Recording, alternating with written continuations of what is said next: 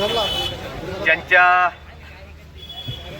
सर्वपक्षीय शोक सभेसाठी आपण या ठिकाणी उपस्थित आहात, असं तुमच्या आमच्या सर्वांचं या महाराष्ट्र राज्याचं एक लाडकं व्यक्तिमत्व आणि नेतृत्व कैलासवासी अजितदादा पवार यांच्या शोक सभेसाठी उपस्थित सर्व शोकाकील सर्व पक्षाचे नेते सगळे वक्ते बोलले आणि वेळेअभावी भरपूर वेळ झालेला आहे. मला एवढंच सांगायचं आहे की सिंधुताई सपकाळचं एक वाक्य आहे, माणसाला जर मोठं व्हायचं असेल तर त्याला आधी मरावं लागतं आणि त्याला तसं काम करावं लागतं. हे कालच्या उपस्थितीतून तुम्ही हे बघितलंय.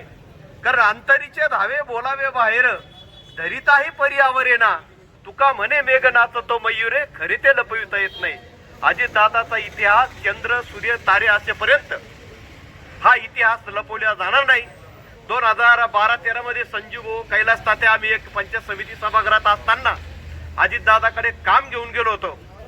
आम्ही त्या ठिकाणी गेलो आणि दादांनी काहीतरी म्हणजे जो व्यक्तिमत्व की झिरो पेंडन्सी फाईल त्या माणसाच्या टेबलवर फाईल ही राहतच नव्हती. गेल्यानंतर असं एक महान व्यक्तिमत्व की विकास दृष्टिमुख नेता आपल्यातून या ठिकाणी गेलेला आहे.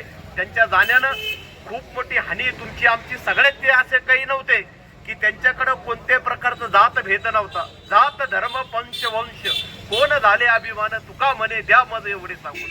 म्हणजे जाती धर्माचा थारा नव्हता. तरुणांना खूप हे करायचे वेळ आणि सकाळी आपल्या वेळेला महत्व देऊन आपल्या कामाशी काम ते करायचे. अशा नेत्याच्या जाण्यानं आज तुम्ही आम्ही मुकलो आहोत.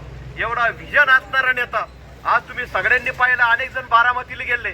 आपल्या राज्यात जर सगळ्यात जास्त विकास कोणाचा झाला असेल तर बारामतीचा. काही जर आपण म्हणलो तर बारामतीचा असं आहे, पण खरंच त्या माणसांनी केलंय. त्यांच्याकडे विजन आहे.